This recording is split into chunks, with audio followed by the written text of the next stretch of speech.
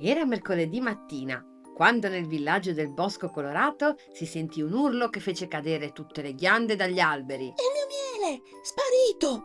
Tutto! La signora Orsa era sulla porta di casa sua con le zampe sui fianchi e un'espressione così furiosa che anche il vento cambiò direzione per evitarla. Zibù arrivò per primo, diventando grigio investigatore. Poi Drago raffreddato con la sciarpa. Poi Biba che stava ancora masticando la colazione. Racconta tutto! Disse Zibù, tirando fuori un ramoscello appuntito come se fosse una matita. Ieri sera i barattoli erano lì! Disse la signora Orsa, indicando il ripiano vuoto. Stamattina spariti! Tutti e 7!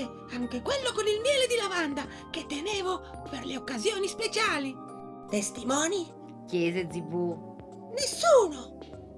Indizi? Solo questo! Disse la signora Orsa, mostrando una piccola piuma azzurra sul pavimento. Biba smise di masticare. Io so già chi è stato! Disse. Non lo sai! Disse Zibù. È ovvio! Disse Biba. È stato qualcuno con le piume azzurre! Zibù diventò arancione per la pazienza. Zibù disegnò sul terreno una mappa del villaggio e segnò una X sulla casa della signora Orsa. Ragionamento. Disse. Chi potrebbe volere 7 barattoli di miele? Tutti! Disse Drago raffreddato. Giusto! Quindi restringiamo. Chi era in zona ieri sera?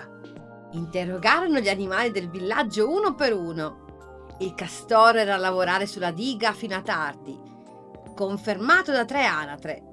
La volpe era a casa con i cuccioli, confermato dai cuccioli stessi, anche se sembravano un po' troppo svegli per essere stati a letto presto. Il cervo non ricordava dov'era. Sospetto, ma il cervo non ricordava mai niente. Poi Zibù trovò il secondo indizio, una traccia di zampette piccole nella terra umida vicino alla finestra. Troppo piccole per un orso, troppo grandi per un topo. E il terzo indizio, un filo di qualcosa di giallo appiccicoso sul davanzale. Miele! Disse Zibù, annusando. O marmellata! Disse Biba. Miele! Disse Drago raffreddato, che lo aveva annusato da 2 metri di distanza. Zibù segnò tutto sulla mappa. I sospettati si stavano restringendo.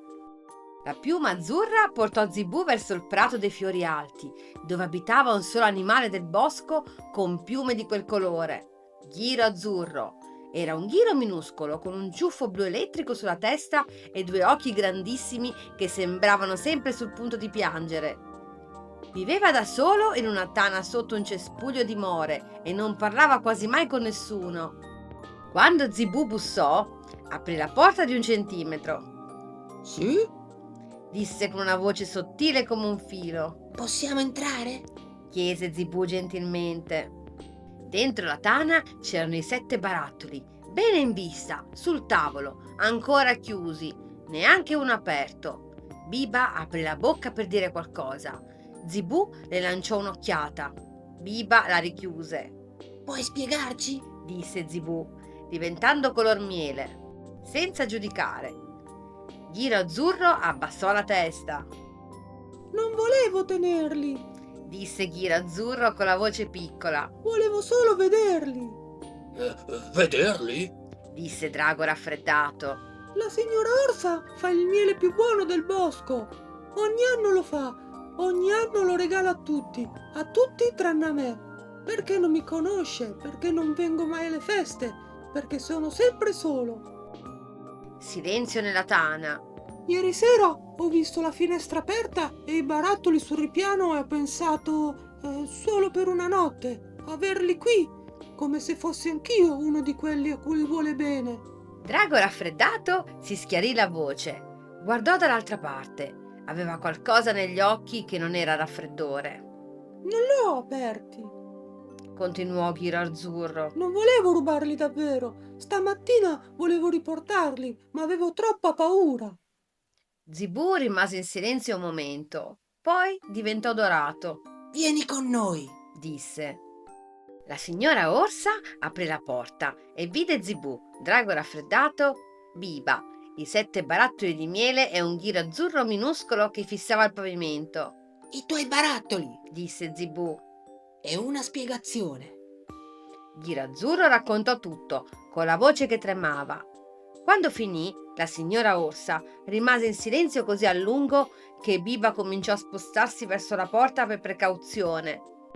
Poi la signora Orsa fece una cosa che nessuno si aspettava.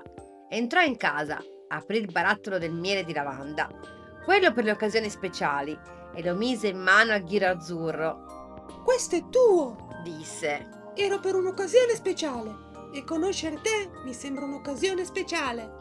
Ghiro azzurro alzò gli occhi. Zibù diventò color arcobaleno. Drago raffreddato starnutì, ma piano, quasi di proposito.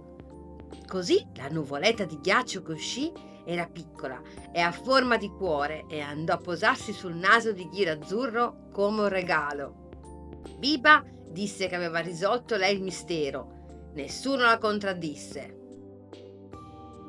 A volte chi combina un guaio non è cattivo, è solo qualcuno che vuole sentirsi parte di qualcosa. E se questa storia vi è piaciuta, vi aspetto alle prossime avventure. Buonanotte piccini, buonanotte mamma e papà. Mua! Alla prossima!